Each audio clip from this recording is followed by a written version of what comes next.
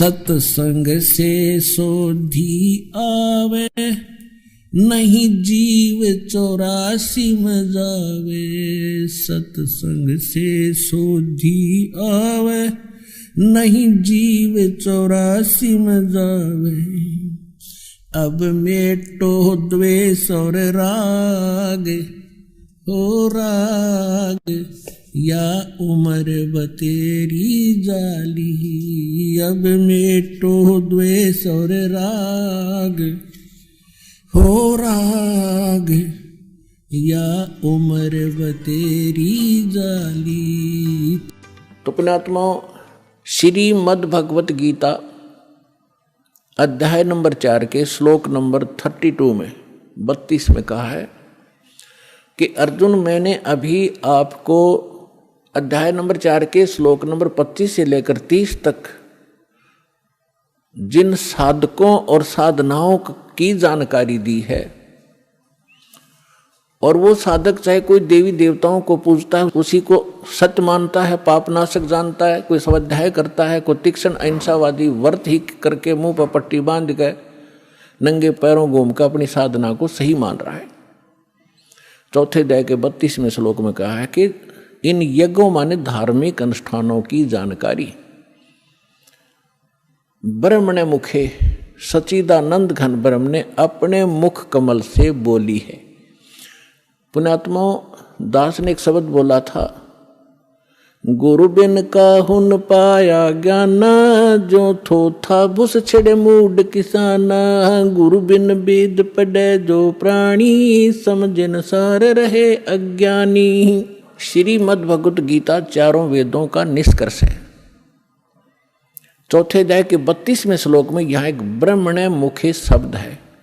इस ब्रह्मणे मुखे शब्द का हमारे अनुवादकर्ताओं ने इस दास से पहले जो अनुवाद दास ने किया है गहरी नज़र गीता में एक पुस्तक बनाई है, यानी उसका अनुवाद समझो श्रीमद् भगवत गीता का अनुवाद है, उसका नाम लिखा है गहरी नज़र गीता में। इससे पहले जितने महापुरुषों के आप अनुवाद उठाकर देखोगे उसमें क्या लिख रखा है, वेद की वाणी में ब्रह्मणे मुखे का अर्थ किया है वेद की वाणी। और इन्हीं अनुवादकर्ताओं ने 17वें अध्याय के 23वें श्लोक में इसी ब्रह्मणे का अर्थ किया है सच्चिदानंद घन ब्रह्म। वो यथार्थ अनुवाद है, वो सही अर्थ है। यहाँ ये विचलित हो गए, तो ये विद्वान नहीं थे, इसलिए इन्होंने अनुवादों का अड़ंगा कर दिया। अपनी ओछी सोच से अर्थ भी अनर्थ कर दिए। ब्रह्म का अर्थ भगवान होता है, तो ब्रह्म का अर्थ कोई वेद करता है तो महामूर्ख है। वेद एक सिद्धांत है, संविधान है, भगवान की जानकारी देता है, उसके नियम बताता है। और ब्रह्म भगवान है। जैसे एक राजा है, राजा का संविधान है, वो उसके नियमों का, उसके अंदर उसके सारे नियम लिखे हुए हैं, कैसे एक प्रजा को रहना चाहिए, क्या अपराध है, कैसा ना करना चाहिए। और कहीं पर कोई राजा का अर्थ और संविधान लिख दे तो वो अर्थ ठीक नहीं कर रहा, अनर्थ कर रहा है। इसी प्रकार यहाँ ब्रह्मणे माने सच्चिदानंद घन ब्रह्म, और मुखे अपने मुख कमल से बोली गई वाणी में विस्तार से कहे हैं। सच्चिदानंद घन ब्रह्म ने अपने मुख कमल से बोली उस अमृत वाणी में उन धार्मिक युगों की जानकारी, अनुष्ठानों की जानकारी विस्तार के साथ कही है। और उसको तत्व ज्ञान कहते हैं, और उसको जानने के बाद तो सभी कर्मों से मुक्त हो जाएगा। अब गीता ज्ञान दाता कौन है? ये ब्रह्म है। जैसे दास ने शब्द सबसे पहले ये बोला था कि ब्रह्म शब्द पर्याप्त है, लेकिन ब्रह्म का अर्थ भगवान कहो, साब कहो, राम कहो, तो ये सत्संग एक ऐसा जटिल समस्या बन गई, यो अध्यात्म मार्ग, कि दास यदि किसी पॉइंट को कच्चा छोड़ के आगे चलेगा तो प्रथम बार सुन रहा भक्त कुछ नहीं समझ पाएगा। इसलिए एक ये सामूहिक लेक्चर दिया जाता है आध्यात्मिक टीचर होने के नाते, तो उसमें ये ध्यान रखा जाता है कि शायद प्रथम कक्षा के बच्चे भी आए जो पहली बार दीक्षा लेने आए, और किसी के वैसे कहने से वैसे भी श्रोता बन कराते।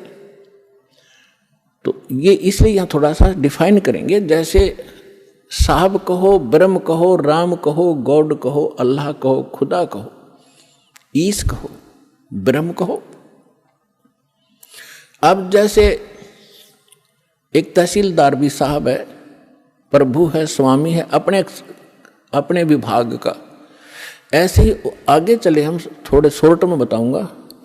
जैसे डिप्टी कमिश्नर भी साहब है, मंत्री भी साहब है, मुख्यमंत्री भी साहब है। आप अंडरस्टूड, आपको खूब समझते हो आप कि ये साहब कितने सतर के हैं। और प्रधानमंत्री भी साहब कहलाते हैं और राष्ट्रपति जी भी साहब ही कहलाते हैं। तो इसे समझ लेना। तो ये इसलिए ब्रह्म, अब जैसे मुख्यमंत्री जी हैं, ये एक क्षेत्र के मालिक हैं, स्वामी हैं, ये पूर्ण स्वामी नहीं है, पूरे भारत के स्वामी नहीं है। इसी प्रकार यहाँ जो ब्रह्म शब्द है, ये ब्रह्म है 21 ब्रह्मांड का स्वामी। इसको ज्योत स्वरूपी निरंजन गीता अध्याय नंबर 4 के श्लोक नंबर 32 में स्वयं कहता, मैं काल हूं, ये काल ही है। और काल भी स्वामी है। जैसे एक जेल का सुप्रिटेंडेंट, वो जेल का स्वामी है और सुप्रिटेंडेंट साहब भी है, ऐसे ही ये काल साहब है, 21 ब्रह्मांड का स्वामी है, या एक जेल है, यो जेल का सुप्रिटेंडेंट साहब है, ये समझ लो। तो ऐसी ऐसी इसने 21 जेल बना रखी है, एक ब्रह्मांड भी ये जेल है। तो ऐसे ये 21 ब्रह्मांड का साहब है, ये ब्रह्म है, लेकिन ये कंप्लीट ब्रह्म नहीं है, ये पूर्ण ब्रह्म नहीं है, इसलिए ब्रह्म शब्द बोला गया। तो यहां प्रत्येक इसके अंग को हमने समझने के लिए ऐसे करना पड़ेगा। तो इस ब्रह्म ने श्रीमद् भगवद गीता का ज्ञान श्री कृष्ण जी में प्रवेश करके, जैसे को प्रेत बोलती है किसी के अंदर, ऐसे बोला। ऐसे ही इस काल ने एक ब्रह्मा कुमारी पंथ चलाया अभी 100 वर्ष पहले लगभग, और उसमें एक प्रेत आता है, वो कहता अहम ब्रह्मास्मि, मैं ब्रह्मा हूँ। कभी कहता है अहम शिवोहम, मैं शिव हूँ। ये एक प्रेत का चलाया हुआ है, और वो प्रेत कभी ब्रह्मा की पदवी पर था। जैसे कोई गांव का प्रधान सरपंच रिटायर हो जाता है, उसको अगली बार नियुक्त नहीं किया जाता, तो लोग फिर भी उसको सरपंच साहब कहते हैं, प्रधान साहब बोलते हैं, थोड़ा जीरा आ रहा है। और वो भी कहीं मिलता है, कोई कहता भी कौन है, फलाना सरपंच हूँ, और जब वो सरपंच नहीं होता। तो ऐसे ही दास ने कबीर परमात्मा से प्राप्त उस ज्ञान को आगे बढ़ाया है, as it is, as a tape recorder. Das का इसमें इतना ही योगदान है कि दास को परमात्मा का जो अंतःकरण टेप रिकॉर्डर ठीक कर दिया उस परमेश्वर कबीर जी ने, और उसमें अपना ज्ञान भर दिया।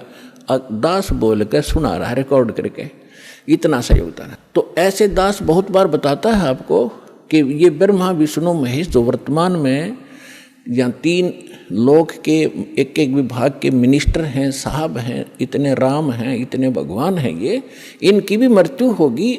और ये मृत्यु को प्राप्त होकर आम जीव की तरह 84 लाख योनियों में, प्रेत योनियों में भटक रहे होंगे, और अन्य पुण्य आत्माओं को फिर से काल अपनी दुर्गा पत्नी से जन्म दे करके उस पदवी पर बैठा देता है। तो उनमें से ये पंथ चलाने वाला जो ब्रह्मास्मि में शिवोस्मि, तो ये वो भूत है जो कभी ब्रह्मा के पद पर रहा है, अब उसका अस्तित्व कुछ नहीं, वो रिटायर्ड सरपंच समझ लो, एक्स सरपंच, अब उसका कोई अस्तित्व नहीं। तो वो बोलकर उसने वो पंथ चला दिया। आज भी उसकी मुरली सुनकर, वो भूत की बात सुनकर एक बहुत बड़ा जनसमूह अपना जीवन नाश कर रहा है। दास का प्रयत्न किसी की निंदा करना नहीं, दास का प्रयत्न है कि सभी हम एक परमात्मा के बालक बच्चे हैं, बहन बेटी भाई। और उस काल ने ये जाल फैला रखा है कि मैं इतने पंथ चला दूंगा नकली कि कोई समझ नहीं सकेगा ओरिजिनल पंथ कौन सा है।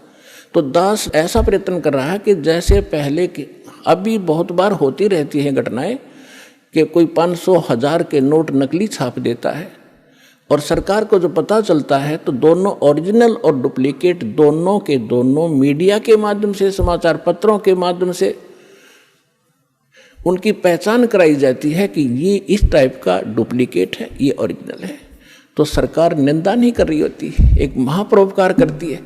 तो दास का यही प्रयत्न समझ लेना कि हमारे जो यथार्थ सदग्रंथ हैं, वो तो हमारे ओरिजिनल नोट हैं, ओरिजिनल सदग्रंथ हैं, और उसके अतिरिक्त कोई अनुभव बता रहा है, कोई मार्ग चला रहा है, वो डुप्लीकेट है, वो हानि हो रही उनके जीवन की।